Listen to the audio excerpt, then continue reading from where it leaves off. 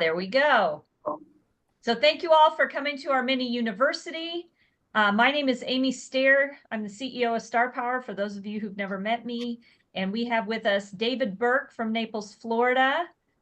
David has been a trainer in our ecosystem for decades and brings a level of enthusiasm in addition to his exceptional wisdom. So very happy to have you here, David.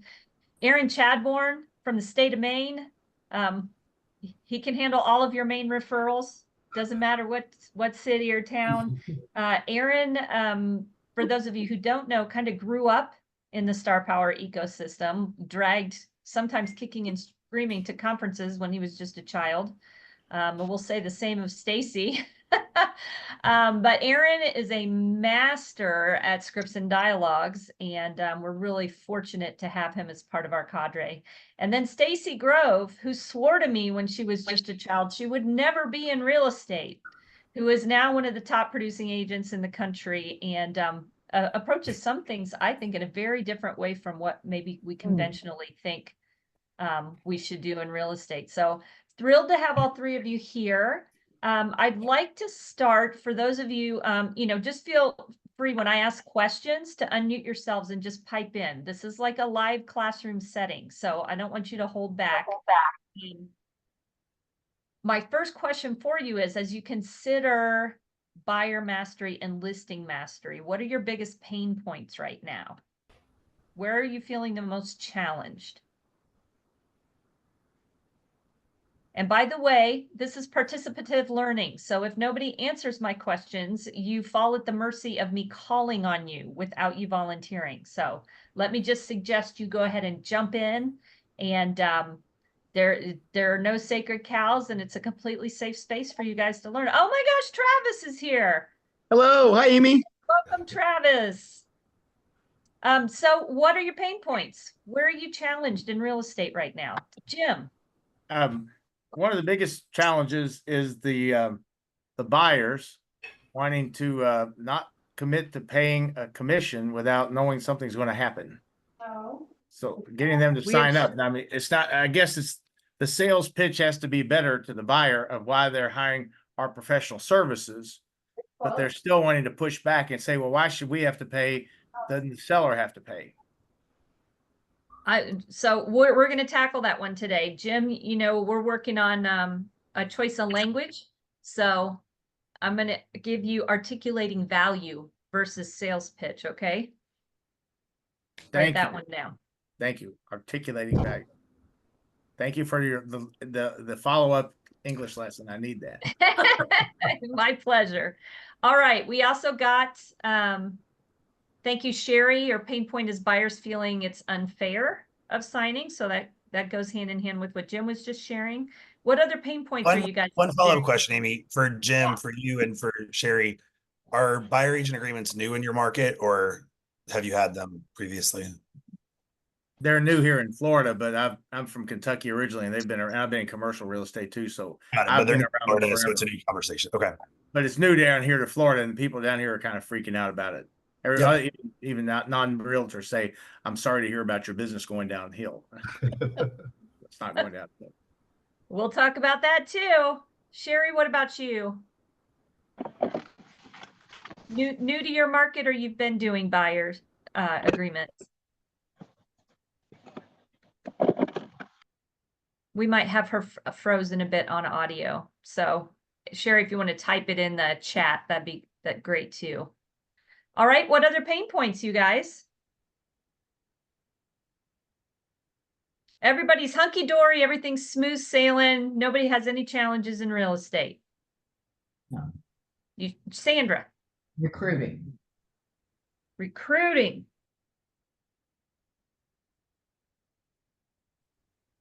Is that for agents who serve both buyers and sellers, Sandra, or just one or the other? Ideally, buyer agents to start who grow up to be full service realtors. Got it. All right. What other pain points?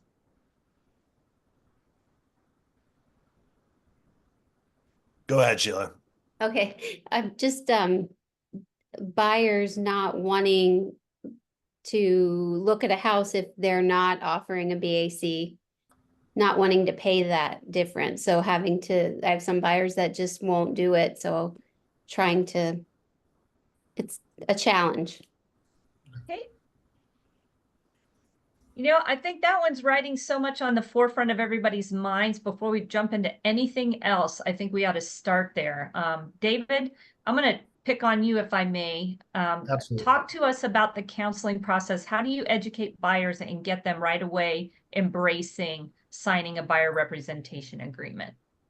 Right, well, like Jim had said, a lot of agents in Florida are freaking out. It hasn't been the standard practice in the state of Florida. We did it years ago and then kind of segued into we only work with people that we trust, or if there's, so now with what's going on, what I do in counseling with the buyers is that we are professionals. Do they negotiate with their doctors and their dentists, their chiropractors? Do they negotiate their fees? I'd like to start off that way because most people are going to say no. They don't doctor shop because finding the doctor that charges the least amount of money. You want to go to someone that does it every day. They're a professional. They don't handle 4 patients a year. They handle 40 or 400. That's who you want to go to. So with what Jim was saying, getting that agreement signed, I think a lot of it is really not a sales pitch. It's your value proposition. What sets you apart from all of the other agents that are in your market? In our Naples market, we have roughly 10,000 agents in our market of 350,000 people. And so it's what sets you apart. And then for the buyers, what Sheila had mentioned, that they only want to look at properties where they're offering compensation. I would get into the dialogue with that buyer. Don't you want me to find you the best home and the home that you're looking for? Or are you more concerned if the seller is going to pay my fee or not? And if they say, well, I'm concerned that the seller's going to pay your fee, just explain to them that the buyer has always funded that fee. It just came from the seller's proceeds. And if that's something that's important to you, Mr. Buyer, why don't we do this? We're going to look at all of these properties because you've already signed my buyer agreement. And what we're going to do, we're going to negotiate an offer price that the seller agrees to, that you agree to. And then what we're going to do is we're then going to add my fee on top of that.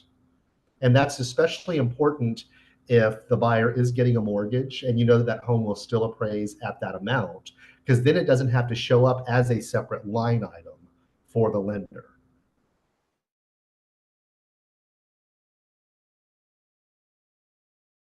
Agents are making it harder on ourselves because the buyers in general, they know about what's going on.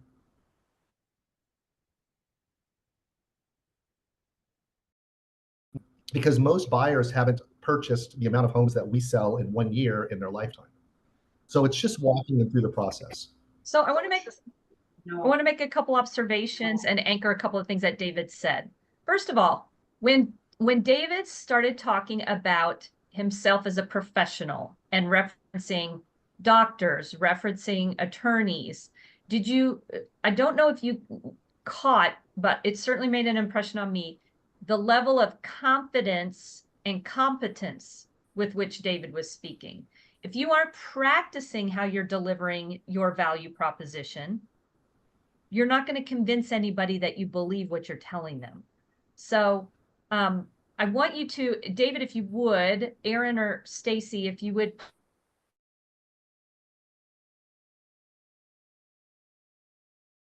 agent and just go into an actual role play. I want people to just pay attention to your tone of voice, your body language, how you're delivering what you're delivering, in addition to what you're saying, the actual words of what you're saying. So if you guys would do that, that'd be awesome. Sure. So David, I'm not comfortable signing this buyer agent agreement with you because I don't have that amount of money to pay you. And if I'm going to sign up right now and say I'm going to pay you, I can't afford that. So I'm not comfortable signing the form. All right. Well, Aaron, let me just share this with you. When we started our process, and remember when you and I sat down for our buyer consultation and we discussed the process of purchasing a home? Yep. Okay. Part of that is the expense of purchasing a home and hiring a professional. And I know that I did recommend that you interview a couple other agents because you were concerned and still are concerned about the fee that's involved. And you came back to me because you obviously are more comfortable with my level of expertise in the Naples market. So I'd like to share with you, you're looking at that fee as an extra line item or extra expense to you, correct? Well, I mean, what if the seller's not paying it? They used to pay it, but now I hear in the news sellers don't pay it. So if I have to reach my pocket and pay it, I can't pay you, and then I'm not going to have a house. Okay. Well, what I'm going to do on your behalf is when we start the process and we're going to choose 5 homes that you want to look at that meet your specific criteria. What I'm going to do before we go out is I'm going to contact the listing agents. I'm going to find out which properties are offering compensation and how much. I'll discuss that with you. And then I would like for us to still go see those properties, because once we find your home and you're excited about it, it's now my job to have that compensation taken care of. So even if the seller is currently not offering compensation because their agent may have advised them of that, we're going to negotiate a purchase price on the home that you're comfortable with, knowing that we're also going to add my fee on top and making sure that the property will still appraise. Because historically, you as the buyer have always paid the fee. It was just taken out of the seller's proceeds. So if you look at it the way that it had always been done, we're still going through the same process. It's just sometimes it's considered a separate line item if you're writing a check yourself. But what my goal is to find you the perfect home and let me take care of how I'll be compensated. Is that okay with you? Yeah, but I just still think that number is too high. Can we reduce it by like 30%? By 30%. Is it more important to you to have that 30% reduction or to find the right home? Well, I want to find the right home. At the right price, Aaron. Okay, because and keep that in mind too, because part of my job is negotiating the best price for you while still protecting my commission as well. Well, if you got me the right price, then I think I'd be okay with it. Right. And just understand, because we had this conversation when we first met, if at any time you don't feel that I'm performing to the best of my abilities on your behalf, you can fire me. Okay. All right, so let's freeze frame what just happened. And I want to make sure you guys are getting the pearls out of what was just shared. It's one thing to sit and listen, but I need you to actually take the best of what you just got and put it into action. So what did you hear there that you can use? What are the key points of what David just went through with Aaron? This is the participative part of the learning. So I ask a question and then you guys get the opportunity to answer. Sandra. I like that he said, you know, at least what I heard him say was, it's your job to select the house that you want to own, and it's my job to negotiate with the seller your buyer agent fee. Absolutely. How confident do you guys feel? And you don't have to answer this question, but how confident do you feel in delivering that message? If you're not confident that you're capable of negotiating your fee, therein lies your problem. It has nothing to do with the buyer representation agreement, and it has nothing to do with your buyer prospect. It's you. So we got to work on that piece. Well, you know, Amy, and I'll piggyback on that. I think one of the biggest challenges agents are going through, I helped 2 agents in my office this past week because they were having that same challenge, because the buyer's agents haven't had to prove themselves to their buyers on behalf of getting compensated, because it's been offered in multiple listing, and whether they were good or not, they knew what they were going to make at the end of the day when the property closed. So I think a lot of buyer's agents are having a challenge with this, because as a listing agent, you know your value proposition and your marketing and what you do.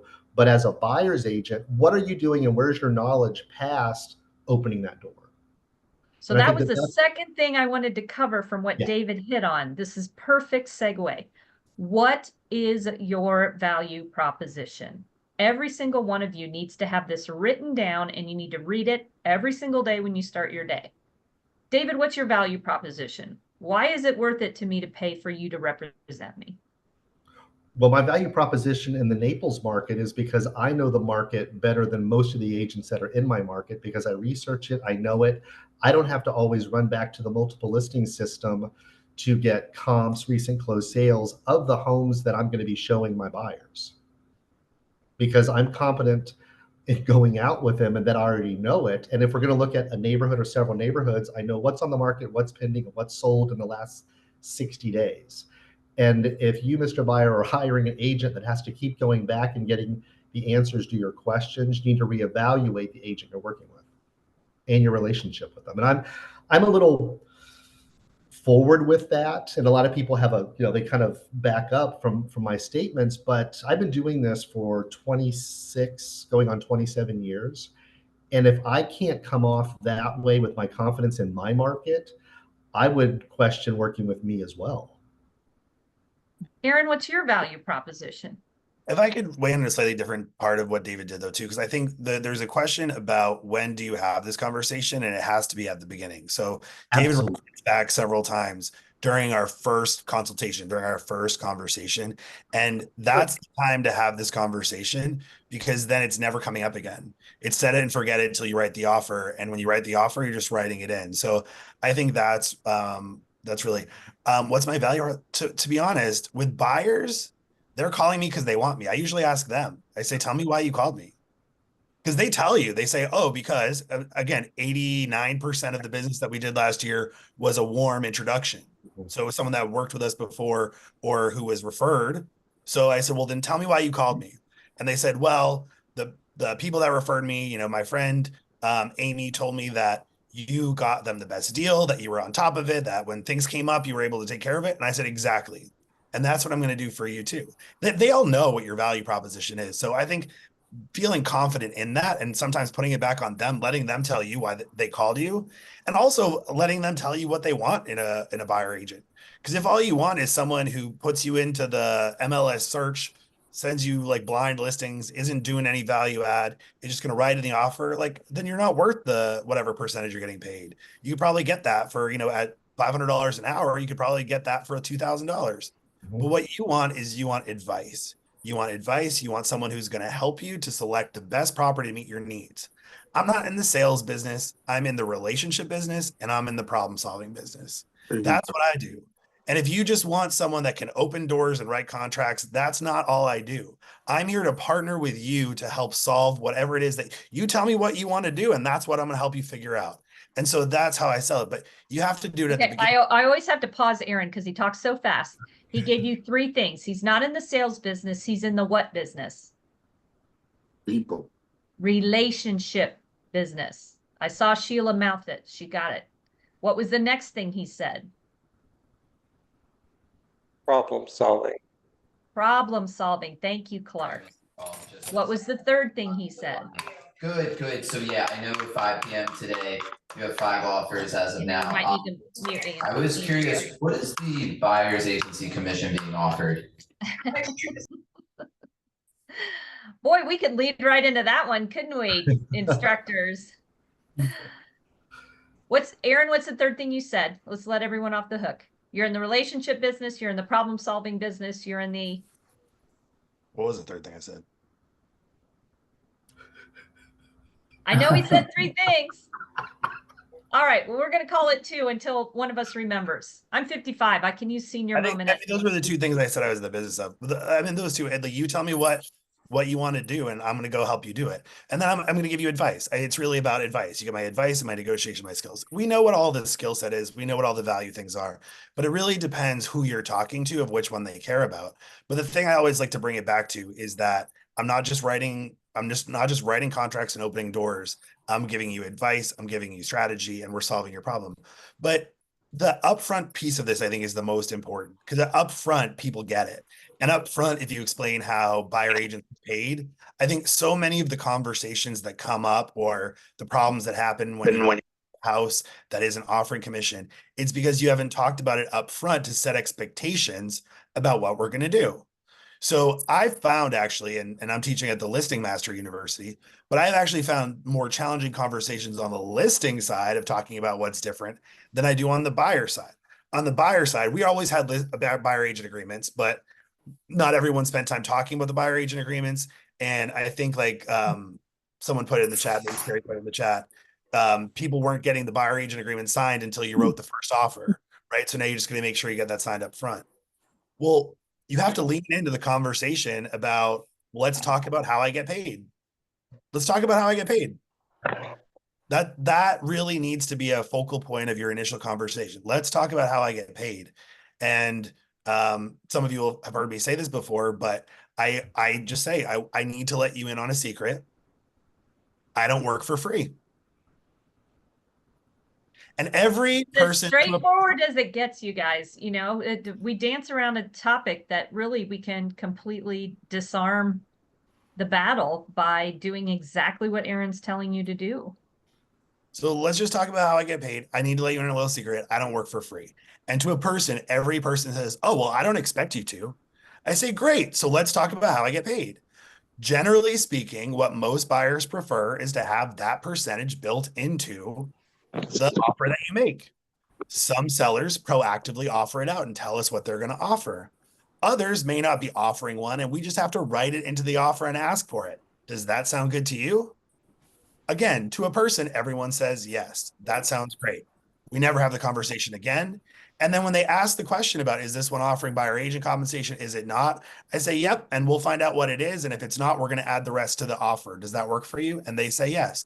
So it's really just about setting the expectation up front that this is how it works, so that when you run into it and do it, there are no surprises and there's no discomfort. Beautiful. All right, so I want to move next. We will circle back on the seller side, but I want to stay on the buyer side here for a bit. Lead generation. Stacy, Aaron, David. Yes, you're all focusing on exquisite service with your past clients in your sphere of influence, but you're also all doing things that cause new business to show up. So what are you doing to generate leads on the buyer side? Stacy? I put a lot of time and effort into Google reviews this year. I had a ton of Zillow reviews, and once they became a brokerage, I'm like, I'm not doing that anymore. And so I shifted, and I am getting a lot of calls off my Google reviews. I rewrote my bio to include SEO. I have a specific email that I send to my clients asking them to go to Google and do the search rather than me sending them the link, which is what I used to do. I don't send them the link anymore because it doesn't run the SEO and the algorithms as well as it does when they organically go and type my name in themselves. So my last 4 or 5 buyer leads have been just from Google reviews, because that's really where I put a lot of time and energy. So I just dropped the link. If you're to just type Stacy Grove Realtor into Google, this link will take you right there. You can see she's got 109 5-star reviews. That's pretty darn good. That's a great way to get going. And that's something that each and every one of you have access to. If you don't already have your business profile page set up in Google, you definitely need to do that. And that's just like those 100. I've only been really pushing Google for like the last year because I put all of my eggs into Zillow and Facebook, unfortunately. How important is it, Stacy, for you to, I notice you're very good at commenting on the reviews that are posted. Why is that important? I mean, that all helps in the searching process, right? And I think that when people are looking at that helps in the like bringing you up in the rankings, especially if you can reply with like specific your West Lafayette house or loved helping you buy in Tippecanoe County. Like I want to try and use those SEO heavy words because it helps in the searches. But also, I think it keeps you as a real person. I think the people that are taking the time to read these reviews actually do read, oh, she did respond. Oh, she had a meaningful moment with them. It makes me real. Not only that, but the people that took the time to write the review, you give them the instant feedback that it really did matter. So you're asking them, it wasn't just part of your routine, but you actually did. And then you made the response personal, and it really matters. Okay, so Aaron, what are you doing to generate buyer leads outside of just working your database? So one thing I've started doing when we have a new listing, and I know that it's going to get a lot of activity, I start off with an open house before it's able to be shown. Because one of the things I was noticing, the thing that has always bothered me about Zillow and these other lead sites, is that these are people thinking they're calling the listing agent, and so they want to get in. So I started a year ago doing open houses at the beginning of showing availability. So a lot of those people that would have clicked for, contact the agent, whatever, now come to that first open house. We're still in a seller's market. We're just starting to transition and starting to cool off. But I'll tell you, I hate doing open houses. I hate being at open houses. I hate everything about them, except I love the leads that we get out of it. And the great thing about the leads too is I think sometimes we think that if it doesn't convert right away, right? Those people that, fill out the sheet or type out your form and they say they don't have a broker and you follow up with them, they're like, oh no, never mind, we're good. They tend to be actually a slow burn. I used to think about them as easy conversions. People were looking now, but now like what I've recognized about the buyer pattern is people start looking on the internet, right? They start on the internet. That's the first place they go when they're kind of getting interested. The next step is the drive-by. So now I've gone from the internet to now I drive to see it in real life. The third step is the open house. They're still doing it. Now they're super non-committal. They may lie to you about having an agent. But I've had in the last year 6 closings with buyers who said, when we said, how did you meet us? They said, we came to an open house. We came to an open house and we said, we like how you do business.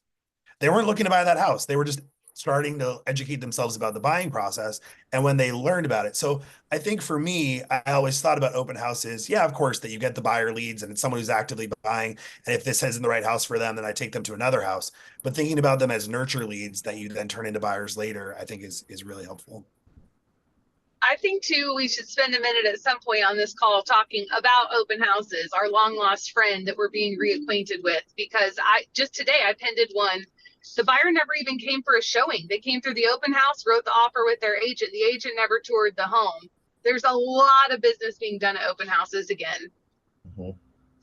So what makes for the most successful open house? I know you all have embraced the benefits. So as everyone on the call A is crap speaking, ton of signs. I mean, you can't put enough signs out for an open house. Put them everywhere. Put out 50 signs if you can. More signs, the better. Well, if you're in Naples, you're limited to one, so make it a good one. One. That's horrible. Well, make it a actually, full-size David Burke cutout. well, Make it one of those dolls, I'm- one of those doll things. I'm a big balloon fanatic, so I like really shiny, sparkly stuff. So, the interesting thing is a lot of agents don't like open houses. I actually enjoy them because, and some agents, on this panel may get a little freaked out, but I, roll with it with me. There are a lot of people that are working with agents that don't have a clue. And I love speaking with those buyers because, of course, now with what we have to have them sign at the open houses, I have them sign it for the time frame of the open house to make it less invasive. So I can talk more about the neighborhood in Naples as opposed to just the house I'm in, because those are kind of some shackles put on us, but it's easily taken care of. But it's interesting because there are so many agents out there.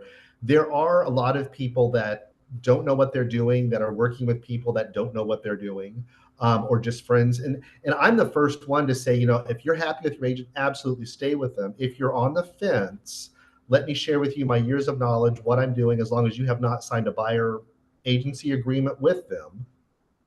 Let's have a conversation, because they can ultimately choose whoever they want to work with. And I mean, and that's my opinion. That's how I work. And I've been successful with that because I've had a lot of people come back and say, my gosh, I learned more from you in the 30 minutes that we had a discussion than in the 3 months I've been working with someone that's not showing me what I want. They're showing me way too many homes. I can't make a decision. And so I personally don't have a problem with it because we're in sales. If I wanted a desk job, I'd have a desk job, with the rules and regulations of that corporation. But I'm in sales, and it's about educating the buyers and looking out for their best interest. And so that's how I focus. What's interesting too, on getting back, because I had like 15 buyers I've got in the cash that are waiting for the election to happen, because for some reason, I guess the world's going to do whatever it's going to do once the election happens. But what's nice is staying in contact with the people you already have as buyers. To me, that C and D buyer, bringing them into being an A, like we just had that 0.5 point drop for mortgages. Then I also explained to them how we can also still have the seller contribute to getting that even lower, which other agents are not doing. They don't know about it. They're not talking about it. So yeah, we just had a 0.5 point. What if we could negotiate another 0.5 point and having the seller pay for it? that's part of getting that buy-in from the agent, and that's part of your value proposition as to why they're going to sign up for 3 apples when they work with you, because all of my forms are 3 apples.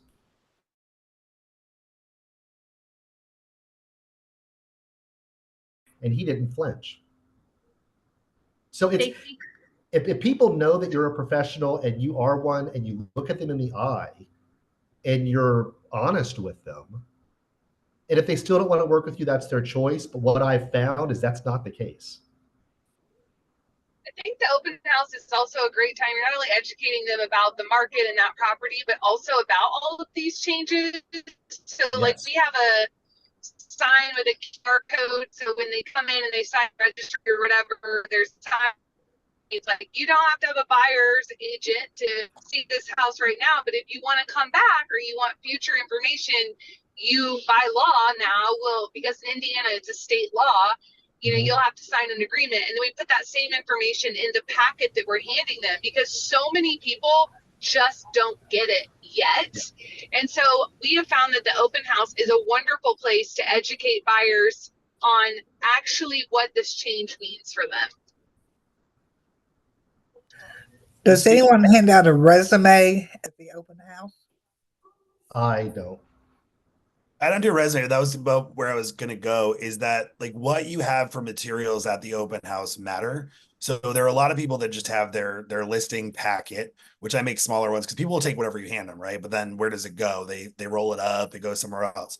So a couple things that I've done. Number one, the front sheet on my packet, whether it's 1 page or more than 1 page, the front sheet is going to be a harder cardstock that's professionally printed.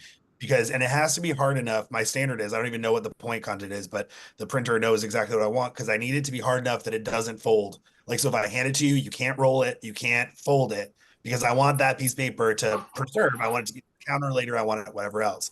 So yeah, no, I think putting things in the packet that you want people to have. If you're doing an open house, you're marketing stuff about you too, and why people can work with you. And again, that's okay, because they're coming to your open house. You're not soliciting them. So even if they have a broker, you're going to have people that say, hey, I remember the open house. You stuck out to me. I was having this experience with my broker where they weren't calling me, they weren't showing me things. So that is really important. And so if a resume is one of the pieces that you have, sure, include it. I always feature the house on the front and then all of my company branding, and then I have about us on the back of it. Right. Okay, And like I'm kind of the opposite, because I'm all about relationships. And if someone likes me and if I can get them laughing, they typically will want to work with me, because everyone's so uptight right now. So I mean, that's because the general public, they don't have any idea what all of those designations behind our name is. What's that? I think it was background noise, David. Oh, okay. I mean, that's what I found personally, because Greg has, I don't even know how many designations he has. And I don't have nearly, I mean, I've got probably like 1/8 of what he has, but because I've always been in sales. And so for me, it's always been just making the connection. And I think at the open house, it's about making the connection with someone to make sure you want to work with them as well. Because there are a lot of buyers and sellers that I choose not to work with, because it's not going to be any fun. So I don't do that anymore. When I was new, I did, but I don't do that anymore. I think Aaron's idea about the thick cover page is a real pearl. I think that is Absolutely. so Makes a smart. big difference. Yeah, it makes a big difference to you and the other agents that are using just that 20 pound. Because I know with all of ours, I think what we use is 32. Even on the multiple listing printouts, we use that paper for everything. I just make sure you can't fold it, because you watch what happens, right? They take it, all of a sudden it gets rolled or it gets folded, it goes into a pocket, it goes into the trash. So I make sure that it can't be folded. That's all I care about. I like that. The other pearl for open houses that's slightly different vein is I don't know, David, how long are your open houses? 2 hours. Yeah, and Stacy? So I do mine for an hour and a half. The reason I do them for an hour and a half, and I have thought about doing it for an hour, but an hour is like too tight to have good conversations, is because when do people come to an open house? They come at the beginning and they come at the end, right? And then someone always comes right after you turn off the lights and lock the door. But In the middle, you always have this dead time. So there's always this dead time. And if people are always going to come at the middle and at the end, we've just shortened it and brought them a little bit closer to each other and cut out that half hour of dead time. It also is more memorable for people. So like 11 to 1 is like typical, but you say like, oh, this one starts at 11:30. Like, or you want to go to the 11:30 open house? It stands out. So I think the standout is good, but I like getting rid of that half hour in the middle so that it's just time that we're reclaiming. Because I mean, again, maybe there's one person there in the middle, but usually the middle of the open house is the dead time. Everyone's running to the beginning or the end. That's a great tip, Aaron. All right, let's go beyond open houses. I want to get just a couple more things in on the buyer side before we switch to listings. So what's one more way that you guys are generating new buyer business? It's David's turn. David, how are you generating buyer leads? Oh, well, I actually, Greg thinks I'm crazy, but because we've, with That's the our key to a company, healthy marriage when your spouse thinks you're crazy. Let them it think does it. come in handy. It does come in handy. You know what? I've kind of gone back old school because we used to have the logoed shirts and all this stuff. Well, now that our company is with App Properties and Christie's, I'm now going back to like my Christie's caps, my shirts, not with my name badge, but just the company logo, because we're competing in our market for high end against Sotheby's. So what I'll do in the afternoon, because I'm usually in the office by 8, I'm done by 10. So the rest of the day I've got open if I don't have appointments. And I will go to, like, in our area, Waterside, Fifth Avenue, 3rd Street, Mercado. I will go into like Saks Fifth Avenue, Tiffany's, do a little window shopping with my cap on, with my shirt on, because everybody talks about real estate.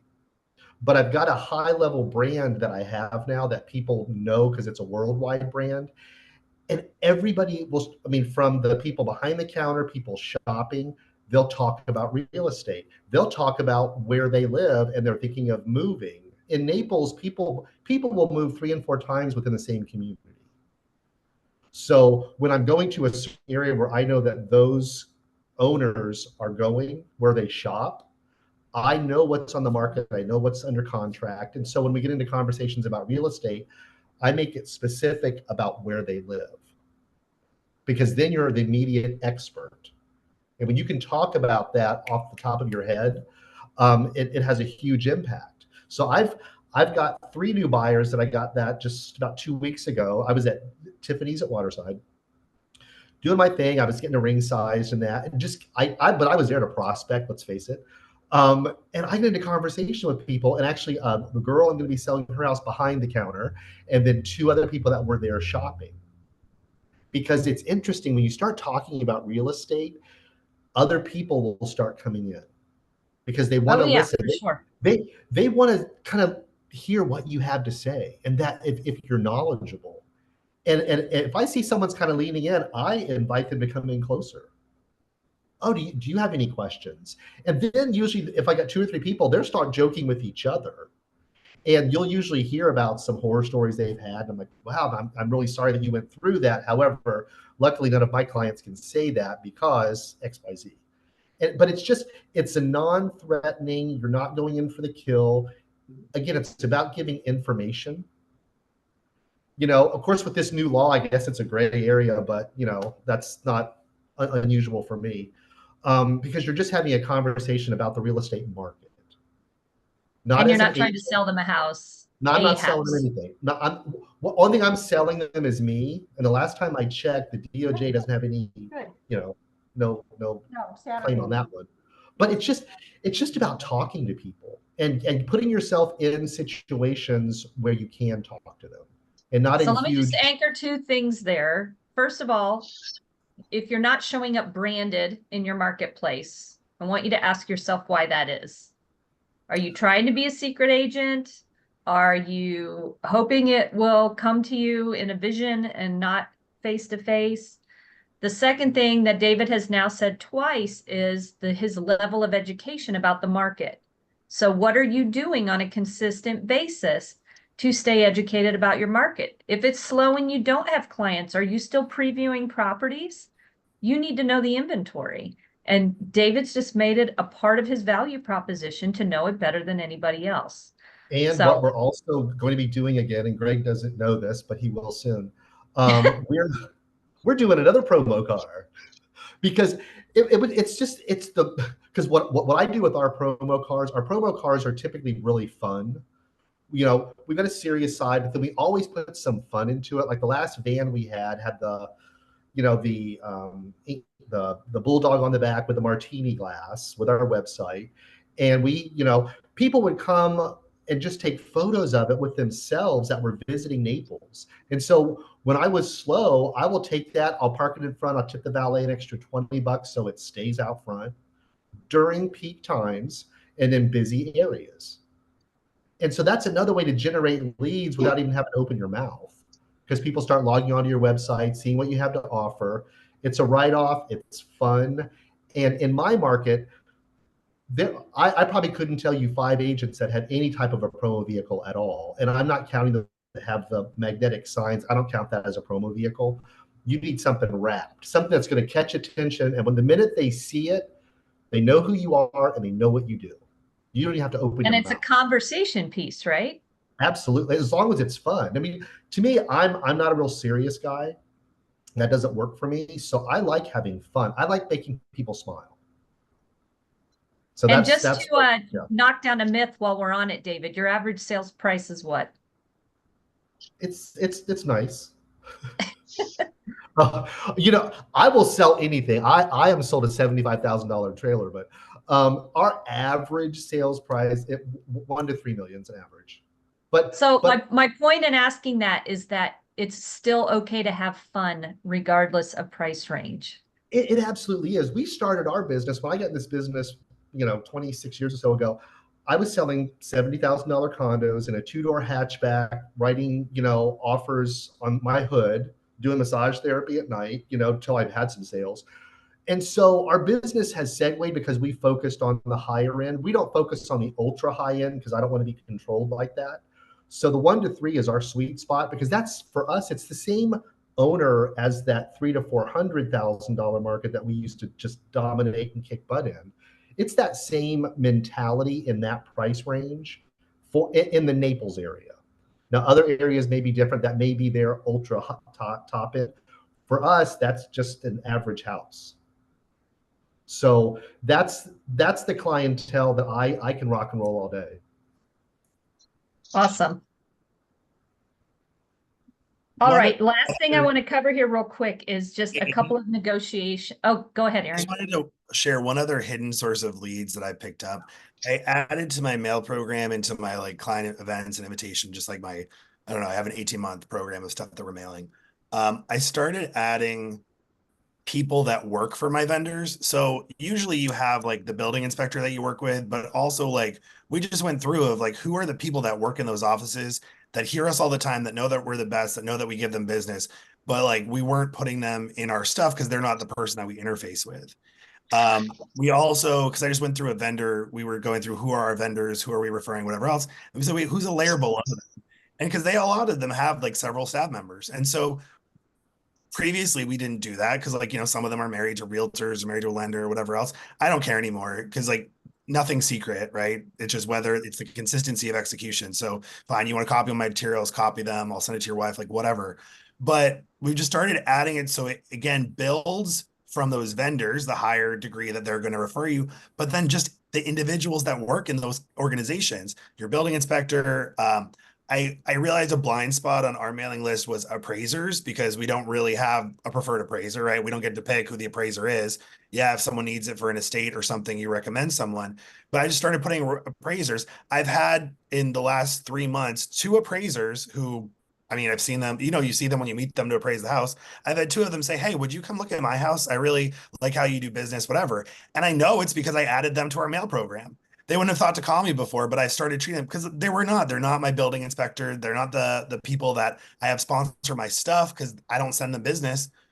But those are relationships that you already have. People already know you, like you, trust you. They talk about you in the office. Your business is linked to theirs. And so make sure you're looking in those places where you already have those relationships. Just go a level deeper. Go a level deeper and say, oh, these people, we're emailing with them every day. Like the processor at the title company, she emails us 3 or 4 times a day, depending on how many deals that we have going. She's now on my mailing list. And it's not forgetting that layer of people, both as buyers and as sellers. And of course, they're across the income spectrum, but it continues to make you an expert, and I think it also reinforces your business with those vendors. Excellent suggestion, Erin. I would add to that as well, if I may. I have had great success this year with agents getting out of the business, referring their business to me. We are in completely different companies. They have a whole company full of people that they could refer to, and they said, I like being across the closing table from you. You wrote me a nice note, you checked in on me. You know, on Fridays, I call other brokers in our area just to say, hey, when I'm making my calls, my Friday calls are other brokers. And it's usually not somebody I have a sale with. It's somebody that I want to do future business with. And so that is a great source of business. And I'm not just talking about long timers that are retiring. I mean, I got 4 leads last week from a guy that is a really great local guy. He took a job actually coaching at Purdue and got out of real estate and is referring a large amount of business to me right now. So, you know, just be mindful of that as you're interacting with people. Yeah, I will piggyback on Brilliant. that because we've been very successful with that as well, especially now because word on the street is a lot of agents will now be getting out of the business because this makes it too hard for them. And so absolutely team up with them. If you find out someone's left your company to get out of the business, pick up the phone and make a phone call, tell them to keep their licenses active, put in a referral program, because if they're in a referral program, they can't actively do full sale real estate because they're no longer, they usually drop their board memberships, but to keep that license active and go into and help them with it. Because like our company has a referral branch, and we will get, even if they're with they were with a different company, we're putting them in our company's referral, and then you get all those leads along with the old timers that are now retiring. It's a great lead source because they've already spent years building up their clientele base. So it's untapped, I think, for a lot of agents because they don't think about it. Because a lot of agents that are retiring don't even think about the residual income that they can use for their travel now. And they Love this angle. What a great thing to tap into. Okay, I want to shift gears to the listing side, you guys. I'm mindful of the clock and want to make sure we get some of these really important pieces in. I want to talk about the actual listing presentation and the conversations that you guys are having with sellers about professional representation fees. So who would like to go first? I can. Stacey. I love listings. I love a listing presentation. I feel like it's gotten easier than ever after all of these changes. It is critically important to have a net sheet. And I explain to the sellers when we're meeting, you'll notice your net sheet includes buyer agent compensation. We know the rules have changed and the buyer's going to have an agreement with their own agent, but 9 times out of 10, in fact, I could tell you since July 1st, when this became a state law in Indiana, 10 times out of 10, the buyer's not paying it. They are still asking you to pay it. So let's look at the net sheet together and anticipate that they're going to ask you to pay it. And if they don't, bonus money in your pocket. But it behooves you and me both to have another agent in this transaction representing that buyer. It also, think back to the first time you bought a house, or even the second time. Did you have the funds along with your down payment, your closing costs, etc., to also pay the agent? So let's look at this from a net perspective, and what are you wanting to walk away with from this transaction, and can the market deliver that to you? There were about 5 scripts in there that I hope you guys captured. Good thing we're recording this, right, Tammy? We'll be adding those to the script cards, Stacy. Fantastic. David, Aaron, who wants to jump in? Go ahead, Aaron. I think one of my practices when I go on a listing appointment or when I have my listing presentation, one of the first things I always ask is, what conversation do you want to have with me? I found that I've had enough times that I've walked in thinking I was selling myself, not selling, but like, you know, having to like win them over, and like they were ready to sign. And when I walk in and if I say, what conversation do you want to have with me? And they say, we're all set. We've decided our price. We know we want to go with you. Where do we sign? We skip to that part. Like, let it be easy for you. If they say, what conversation you want to have with me? There are people that are like, look, we've never sold a house before. So this is our first time. We don't even know where to start. That's why we're coming to you. Some of them say, we want to talk to you about price and how much you're going to charge us. I like to let them tell me where my time is best spent. That might not work for you. You might have the way that you do it every time that gets you comfortable and you have your presentation down. But for me, I like to adapt my style to what I'm walking into. And I say, great. So I pick up based on wherever it is that they want to enter. Now, a lot of time it's on price. The biggest thing I've learned on price, well, my favorite thing about price is asking people what number's in their head. Because there's a number in their head. There's always a number in their head. And I've got my printout sheet. Do I have one with me? Of course he does. Well, I have my listing packet here. I don't think I have one. It's not filled out, but it's, I have a front page where I printed out all of the AVM prices, what Zillow says, what Redfin says, what realtor.com says. And I have a sheet that has it in it. So I know one of the numbers that's likely in their head. Sometimes they're not, sometimes in Maine, some of those properties don't show up. So they don't know.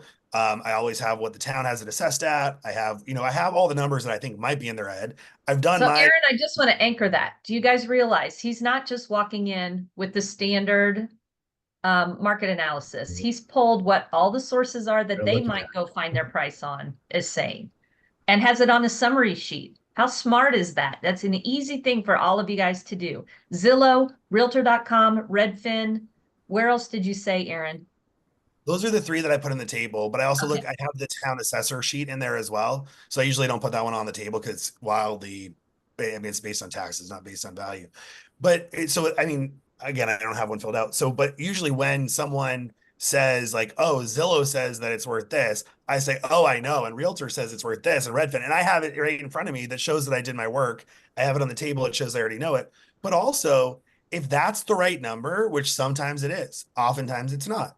But when it is, or if it's a lower number than what I think it's worth, I'm like, great, that's a good starting point. Let's start from there and let's kind of go up or down based on this work that I've done. But I like to know what numbers in their head.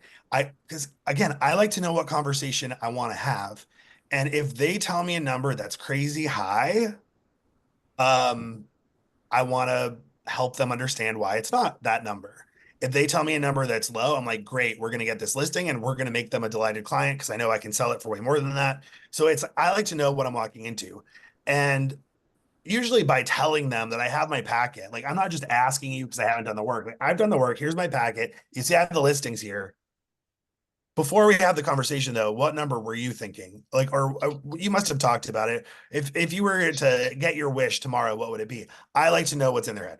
Now, of course, you're going to have the like 10% that just think that you're there to prove yourself by guessing the number right. Okay, fine. We're not going to make it uncomfortable because they want you to do the party trick. But also for that same seller, that same person, once you do the party trick, they're not listening to you anymore. So they're just there to hear the number and what you're going to like. You need to make sure you're building that relationship and understanding what's important to them. Absolutely. Great suggestions there. People will say to me, well, that's the reason I asked you to come in here. I will write down my suggested list price where they can't see it covered up. I go, now you write yours down and we flip them over at the same time. What was that character on Johnny Carson, Karnak, the Magnificent? Yeah. I mean, yeah, that's their favorite script, right? We say that we don't like scripts. They like scripts. Their script is that's why I asked you. And you say, I know, you'd be surprised how many times I hear that per day. But what I've found, you just say, what I've found on it is that the best way that I can help you understand where I got my number is to understand where you're starting at. What were you thinking? But if they want you to prove yourself, say, look, I'll prove myself and I'll show you the whole thing and I'll defend my number. But if that's what they're going to pick an agent based off of, I want to have convinced them that that's not the thing to pick an agent based off of before we start talking about the number. Yeah. So talk to us about that, Aaron. How do you get them redirected from it's purely about price to why do you make a decision to choose a realtor? So if you come to Listing Mastery University, we have a great script that will teach you. I'll share it with you right now because it's Heidi Joy's listing presentation. So Heidi Joy's listing presentation, she goes on the tour of the house and she has you walk them through and then she sits down at the table And then she says, before we get into everything of what we're going to do, how we're going to market, I just have a question. If on a scale of 1 to 10, with 1 being terrible and 10 being absolutely perfect, what one and only one thing would we need to do to earn a 10 from you on the sale of your house? So she asks that question and she gets an answer. Now, the answers usually, generally speaking, fall into 3 big buckets, right? What are they? Price, right? Highest price, fastest sale, or Least amount of stress. least amount of hassle, which like 2 and 3 are kind of the same thing, but those are the 3 kind of categories they fall into. It's either price or fast or easy, one or the other. And then after you have kind of drilled down, now it's also important if you're working with like a married couple or 2 sellers together on the same property, it's important to ask each of them their answer and then to drill into why and understand like what is it about that thing that you said that makes it the most important. And if we did that, yes, that would be a 10.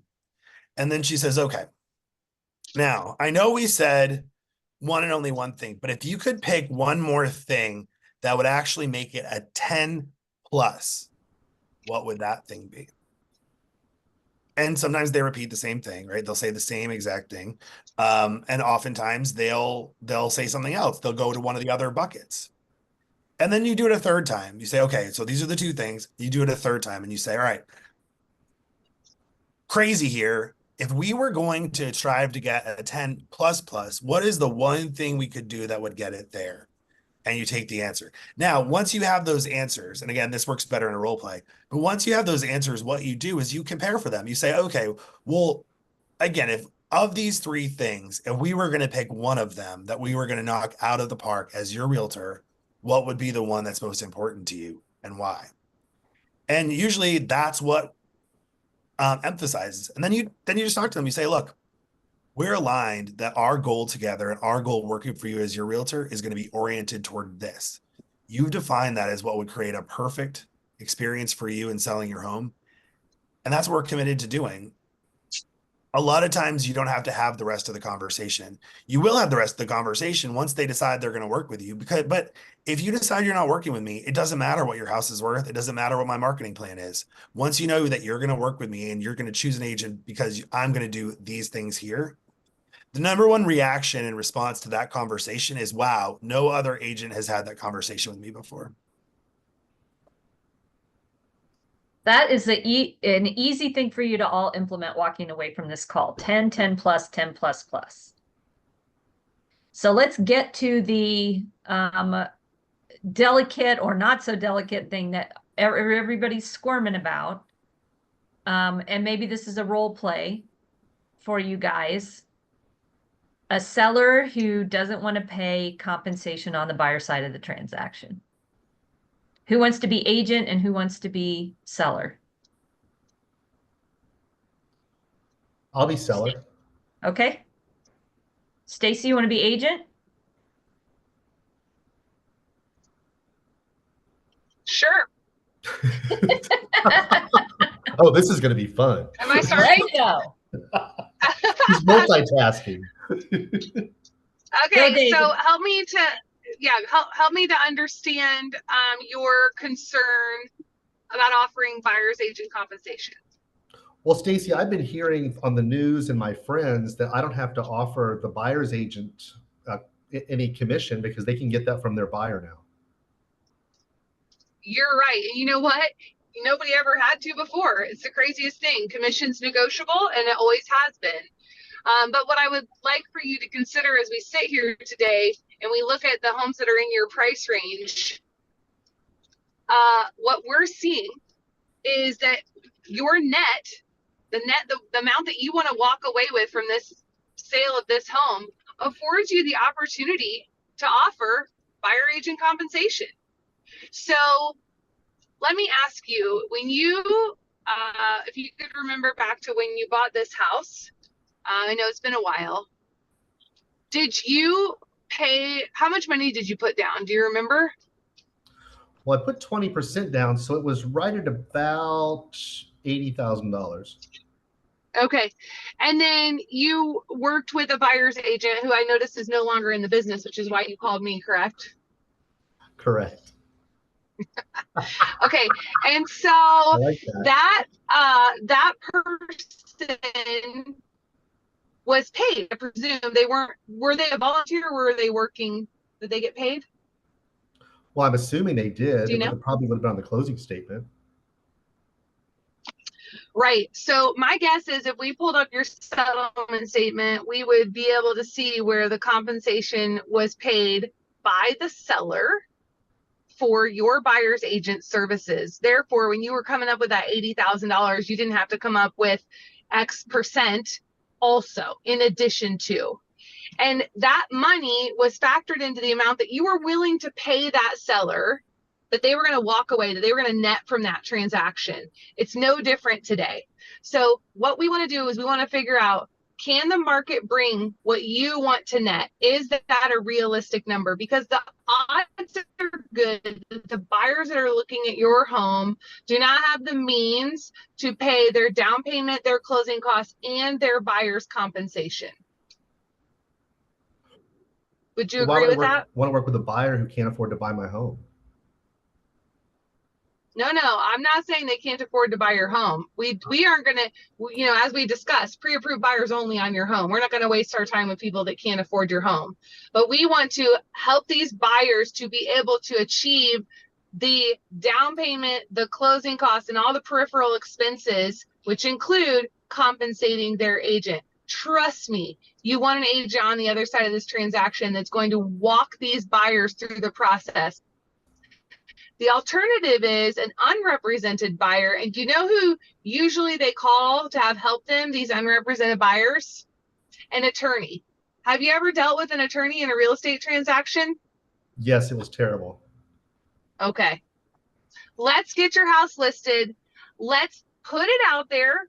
Here's what I'll do. How about this? I'll tell any agent that calls that you are willing to consider compensating them depending on the rest of the terms of the offer. We're going to look at that compensation along with the price that's being offered, the closing date, and all the other pieces that make up that purchase agreement. Is that agreeable with you? That is agreeable with me. Yeah. Okay. Now, what I love about what Stacy just did, because we do the same exact thing. If we have a challenging seller, we let that be a variable that we're in control of depending on the offer price. And that I think that's what's kind of interesting with how we're handling things right now, because that is a variable. If the offer is high enough, seller is willing to pay this, but we need to see what your offer is going to be first. Can I add? I have a Well, few. that's what I tell. Yeah, go ahead. Oh, go ahead. Go ahead, Aaron. You can finish, Stacey, and then I'll go. I was just going to say, you know, that's one of the things I say. You know, it used to be that when a buyer's agent would walk through your door, no matter what kind of offer they would bring you, we were guaranteeing them compensation. Now we have the flexibility to make it a term of the offer, to negotiate that just like all the other pieces of the puzzle. I love that. Yeah. All right, so I want to anchor. What are some key things you just heard in Stacy's presentation that you're picking up to use? Just take yourselves off mute and shout it out. And if you don't, you know what happens, right? Amy calls on you. Hold on. Jan Lazara. Unmute yourself. You're muted, Jan.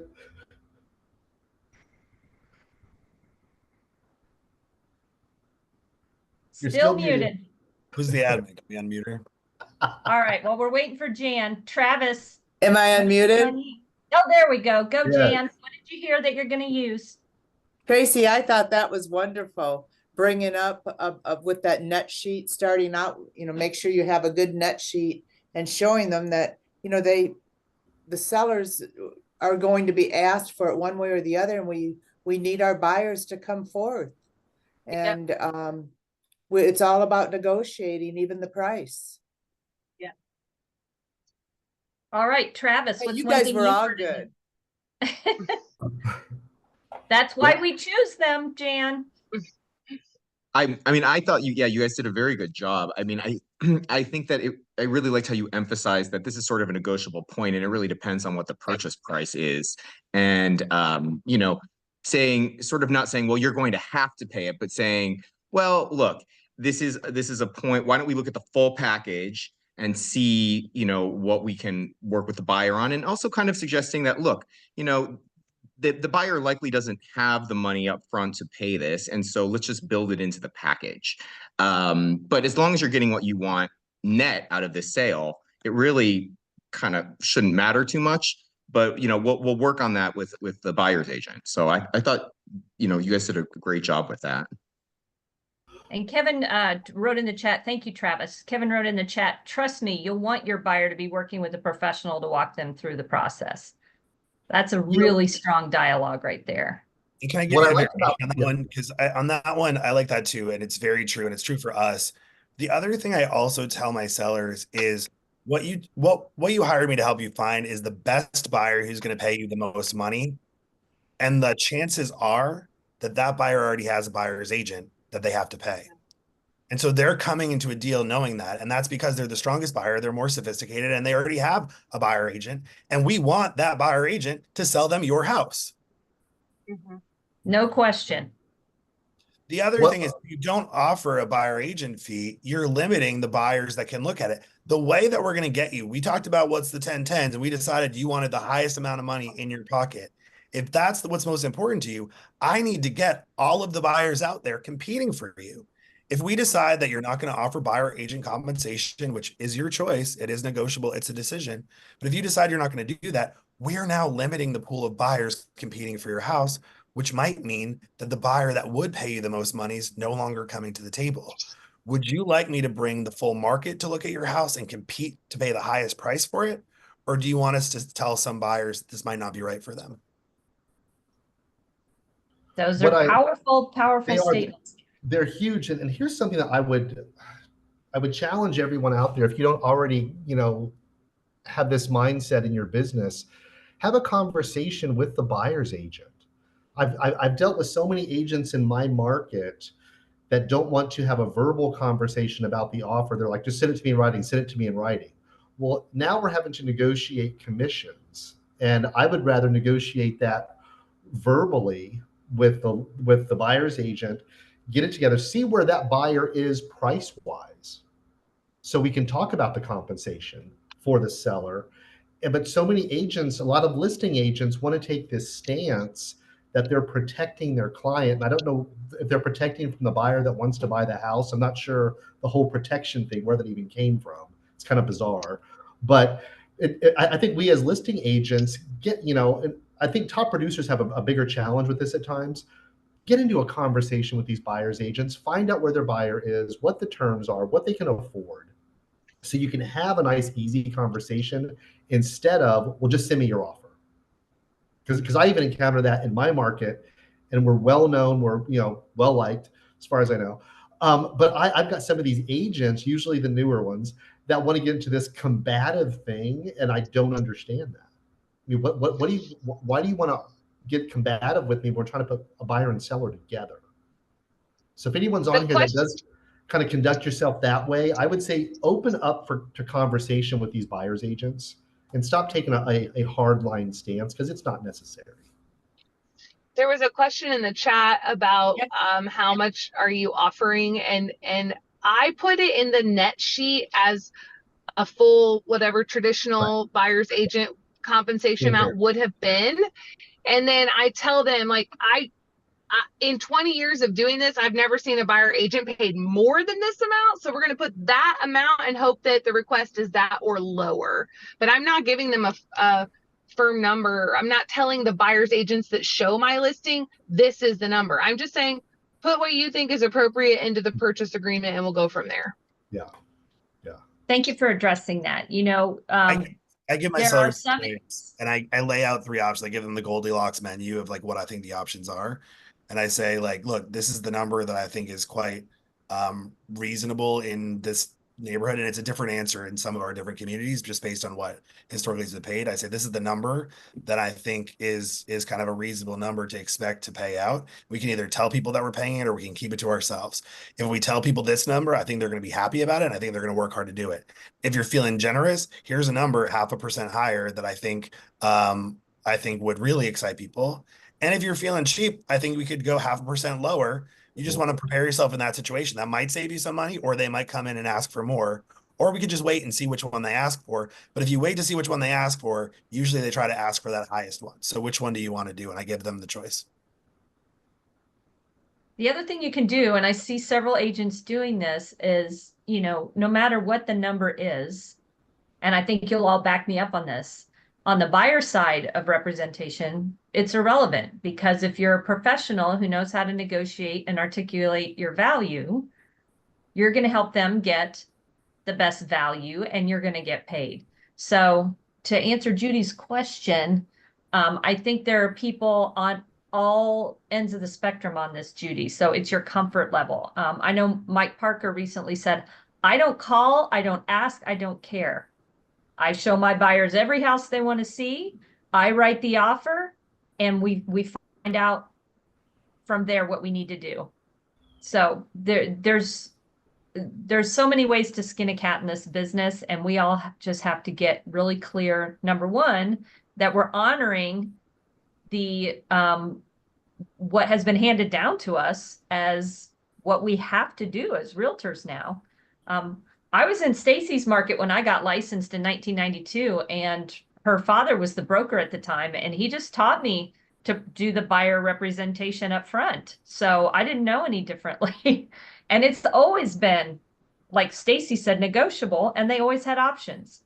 So I think we create a lot of our own problems in this business, and you guys can correct me if you think I'm wrong, but I think the general public is far more receptive to our professional counsel and far less apt to be completely concretely set in their ways. We are the ones that are getting in the way in a lot of the situations right now. Yeah.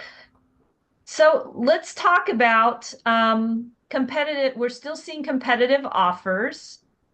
So I wanted to address this on both sides of the transaction, and then I want to open this up for just free questions for the last 10 minutes or so. If you're representing the buyer and you're still in a multiple offer situation, how are you counseling your buyer to set them up for the best possible odds of success? Don't all talk at once. My favorite script is give me a price I can defend. You know, I mean, we just do what we've always done. That's the thing. Like, everyone feels like we got to change everything. Everything's changing. Do your job. Do what you've always done. Find good comps. Have a pre-approval letter. Have the lender call the listing agent. You know, present your client in the very best possible light. Leave, you know, if the commission is part of it, the commission is part of it. You know, are you doing any less of a job because it's a multiple offer situation? I'd argue you should be paid more for that. You're going up head to head against another agent. Like, I just think we have to stay the course, be consistent, do the job that we've always been doing. Hey, can I get an amen for Stacy? Amen. And again, pick up the phone, call, you know, if you're in that market, we haven't been in that market for about 2 years, because we're back to a buyer's market. But, you know, when our market was hot, pick up the phone, talk to the agent. Find out what's important to the seller before putting your offer together. You know, and hopefully you have a good reputation in your market, so the agents will want to work with you as opposed to these other agents. So and definitely, if you don't have enough of a reputation in your market, or you're not known by certain other realtors, do something to get known. Like, I serve on my local board of realtors. I think it's like my previous perspective was it was a waste of time, and that only the people that have time to serve on the boards are the ones that do it because they're not out selling.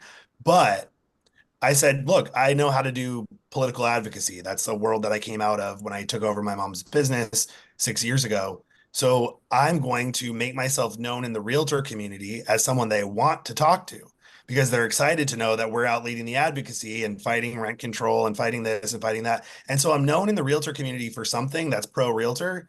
So when they see my phone number come, because the thing that I found so frustrating during the pandemic is that particularly young realtors, and now I'm what, 41, so I can consider myself not a young realtor, I'm not an old realtor either, but I'm not what I consider a young realtor. They don't like, or maybe it's just the millennials. The young millennials don't like to use the phone. They don't like to talk on the phone. They'd rather just like send me it in writing, send me an email, send me a text. But I know that for my buyer, just what David was saying, the way that I'm going to write the most competitive offer is to find out what's important to that seller and what's important to that agent. Are you trying to like buy the same time you sell? Do you care which title company we use?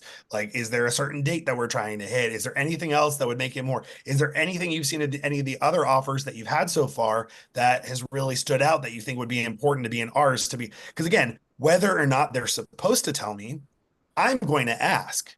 So I'm going to say, where do we stand? How crazy is it? Are you seeing crazy offers? Do I even have a chance? Because that's going to help me then go have the conversation with the buyer about how we're going to come and how we're going to try to be successful. And also if they want to pass, if we think that this is maybe not the one for them, or is it the one that I know I'm going to use as a learning experience for them because they need to lose a few that they really wanted before they figure out which, like, what their actual priorities are, what is their risk tolerance, what's their price tolerance, what are their trade-offs, because that's important. But it's important to, I think, have those conversations and make yourself a person, whether it's by doing what Stacy said and calling realtors on Friday so that they're excited to hear from you and they're excited about that, or like I had to inorganically create a reason for people to be excited to get a call from me, and not even be excited, but just to answer the phone, because a lot of them, their bias is, oh, I'm not just going to talk to a realtor about a deal.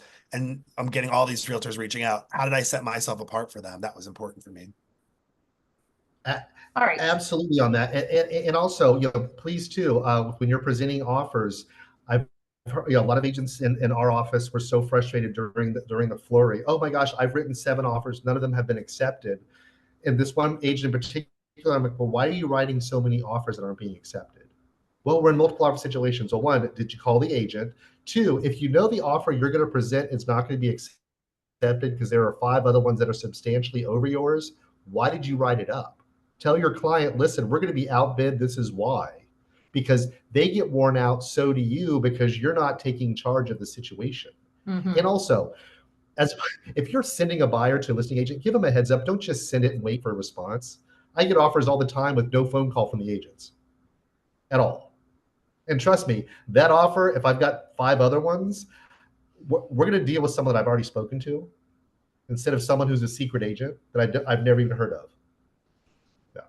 All right, so let's flip the it. script on that one, which is like, look, like I'm really good at writing these offers and I don't need any more practice writing them. Practice. Why don't I love that. Yes.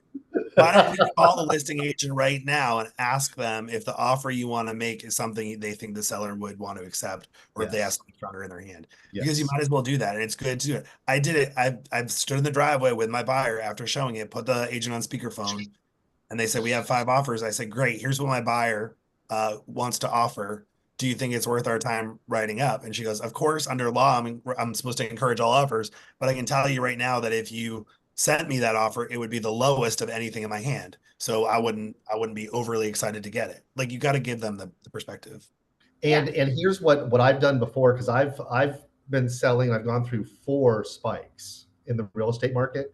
What I was known for when there are multiple offer situations is getting into the agent, finding out when they were meeting with the seller, and I would sit out front and I would text the agent and say, listen, I'm sitting out front, I have my buyers ready. If your seller wants to counter higher, come out here and because we had everything, we had our laptops and stuff set up. I would sit out in front of the house so that they didn't even have to call me. They could step outside, tell me what the counter was. Sometimes I had the buyer with me to initial it and take it back into the seller. Wow. Because when you're in that competitive of a market, I mean, of course, I didn't have kids to pick up from school and stuff, so I had a little more flexibility. But I would do that because, if you're in a competitive situation, what are you doing to set yourself apart from everyone else that's doing the same thing? And I was in the promo vehicles. And you're in the promo vehicle. All right, let's flip it. Now you're on the seller side in a multiple offer situation. What are you doing to help them? when they've got 7 offers to look at, 10 offers to look at? I mean, the biggest thing, and I think most people do this now, but we just, as the offers come in, we put them in a spreadsheet, we put them in a grid, and then we rank them based on the highest net price. And, you know, there are many different things that come out, but we have it pre-set up. So it has all the questions, right? Price, inspections, closing date. Are they asking for closing costs? Is there an appraisal? What is the financing terms? So that's all set up in the spreadsheet. And we have that. And that's a good idea, both to help you have the conversation with the seller, to show to the seller, especially for the Cs that are analytical.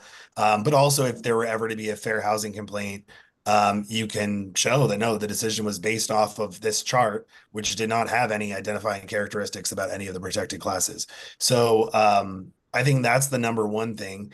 And number two is to make sure you know going in what was important to the seller. I like to, before I present on the offer, they say, let's remind ourselves what we said good looks like. What we said good looks like was this. Hopefully I'm going to do better than that. Great script. But like, let's just talk about what did we say that good was? What are we looking for in an offer? So that we're anchored on that before we then look at them. And I say, oh, well, then I have great news. Or I say, oh, well, we got close. I think too on the multiple. I think too on the multiple offers, you know, when you're looking at that, you know, grid, the side by side, this is where you really show your expertise and you can talk to them about, you know, hey, they escalated that high. I'm concerned about it appraising. This is not a cash buyer.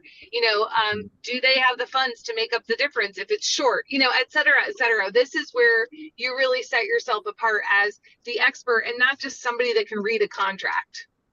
Right. And what we also do in the multiple offer situation, I had a time when we had 15, is, you know, if you're in the highest and best situation, which is always kind of challenging, if the contracts are not filled out correctly, if you've got blanks, those immediately get, and we share it with the seller, they get pulled, and we focus on the completed contracts, proof of funds, the agents know what they're doing, the buyer is already pre-approved, or there's cash, there's proof of funds. Those are the offers that we work with. Because I don't go back and forth with these agents who don't even know how to fill a contract out. I focus on the ones who've done their homework. Also the agents that I want to work with. You got it. Yes. That's who deserves to get paid. The other point too is when you're doing that, sometimes the strongest buyer isn't the highest offer. And so helping to educate your seller on countering to the strongest buyer is usually helpful. And it's helpful when you have that conversation. You say the two things we're looking for are the highest price and the best terms. This one has the best terms. This one has the highest price. My recommendation is we try to get the highest one to have the strongest terms or the strongest one to have the highest price. So what would you say we go back and so that way you're educating them on what their best deal is going to be. And again, 9 times out of 10, the strongest buyer will match that highest price. And where I've had success on doing exactly what Aaron just said, I have had offers that were lower than the highest offers we had, but the highest offers were sloppy. And I will go back to the agent that I know who has all their, you know, everything's in order. And I will say, listen, we have a higher offer, but it's sloppy. The agent's not cooperating. Well, is your buyer willing to do X? And if they are, get that back to me. We'll get it accepted, signed, and we're done. Because I like X minus like 3 or X minus 2, like they'll come close. Absolutely.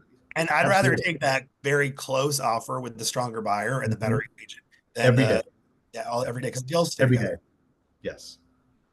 Let's just remember too that sometimes it's not about price for the seller.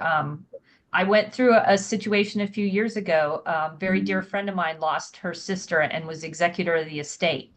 And the realtor kept saying, if you'll just do these improvements, we can get you a much higher sales price, like exponentially higher. And she kept saying, I don't want months dragged out with contractors making improvements. I want this house sold. I want to be able to close this chapter of my life. And so it was more important to her to get an as-is price than to get the highest price possible. All right, we've got just 4 minutes left. So I want to open this up to questions. Before I do that, and everybody can take themselves off mute. My question to you guys is, have you heard at least 3 things in this 90 minutes that you can put to use right now in your business today? Absolutely. Yes. Great. That was the goal. Imagine now, if that was just 90 minutes, what we can accomplish in 2 full days of being together face to face. That's where the universities are so vital. This is just a little taste, and we didn't even put you any in any role plays or get you doing in any activities. 2 full days at the university course is value beyond description. So what questions do you guys have of the instructors while we still have them for a few minutes? What would you like to ask? Your heads are spinning? That's fair. Well, can I ask a quick question? This is a little bit off topic about what we've been talking about, but I'm brand new. I haven't even aligned myself with a brokerage yet. And so I live in the San Diego market, which is a pretty expensive market. And I'm a lawyer. I was corporate lawyer for a long time. So I want to work, in high-end real estate. How would you guys recommend, what would you recommend that I do? Who should I reach out to? Would you suggest a team and how to find the appropriate team? I guess any advice you can have on just sort of really getting and placing myself in the right position to be successful. I would get on a team. You're going to rocket yourself to the top. You're going to learn systems, strategies. You're going to learn secrets that you don't know about the business, about the marketplace, about all different things. You don't have to stay on that team for your whole career, but it's a wonderful place to start to learn how to build a really great foundation to your business. Amen. And also, if you want to get into high end, find out which companies in your marketplace do high end. And that's who you go with. They already have a proven track record. The signs are out there. And do what I did. Do open houses as much as you can to get in front of those buyers and potential sellers. Great because advice. Sitting in the office will not make you any money. And the thing there too is you can offer for those other agents to do the open houses for them. This NAR settlement has made that one thing a little bit weirder these days. Yeah. But offering to those other high-end agents that, hey, if ever you want someone to do an open house, want it to be there, I'll even pay for the catering, whatever, just to get yourself exposure and experience. The other thing too, I think it's really important when you figure out what your target market is, the houses you want to sell, to get into as many of them as possible. So either go preview them, go whatever. Never lie to the agent and tell them you have a buyer when you don't. Don't say I'm previewing it for a buyer if you don't, because they know who the buyers are. They know it's a tighter community. But if you wanna get in, just say, hey, can you let me know if you have some showings coming up? I have a few people, but I'm trying to learn a little bit more about it. I'd just love to see or shadow you. You do such a good job. I'd just love to see your listing. They'll let you in, but you want to start seeing it so that you identify and then you have more muscle memory about that type of product that you're trying to be familiar with. And Travis, I'll also share with you, if there is a subdivision that you want to work in or dominate in your market, those are the open houses that you'll want to do. And I would also challenge you, let those agents know what homes you want to hold open, because if there's an agent that doesn't have a lot of showings on a property, that's where they're going to stick you for an open house. And you need to be there to generate leads. So you dictate where you want to be, what properties, because otherwise you're going to be sent to properties that are not getting any traction, and you'll be sitting there bored out of your mind. That is such great advice, David. That's great advice. Can I ask Aaron a question real quick? Will you kind of go over about Heidi and her step between the one from 1 and 10? The 10, Heidi 10 Joy. plus, 10 plus plus. Yeah. I'm going to encourage you, Jan, to go back to this recording because you got it all captured for you. Okay. Yeah. And reminder, we're going to do it at Listing Mastery University, and we're going to give you practice doing it too. So that's reason, Jan, to come, or come with friends, come with team, bring people. We'll do it. What's the date of that listing again? It's October the week before the 24th. buyer. Oh, it's right before it. Yeah. All right. Any more questions before we wrap this up? Well, let's just give a big thank you and shout out to David, Aaron, and Stacy. You guys, as always, give so much, and we appreciate you more than you can possibly know. I want to answer one last comment. And Stacy did not start out in real estate in her mother's business. She was in an entirely different market, and she built her real estate practice on her own 2 feet. David also did not start out in a family business. Right. Aaron's the only one that did that. So I just want you to realize that there are lots of ways to show yourself as competent that have nothing to do with being related to the person who started the real estate business. And we will get into that deep, Julia, in both of the classes. Actually, I was first assistant to Jan Lazera. How about that? and you were the best. And I sure love you. Circle we moment, had a You right guys, you there. guys were Yep. amazing. You were good. All right. Thanks, you guys. Thanks so much for being with us. And we hope to see a bunch of you at the Listing and Buyer Mastery courses at the end of October. Have a great weekend ahead, guys.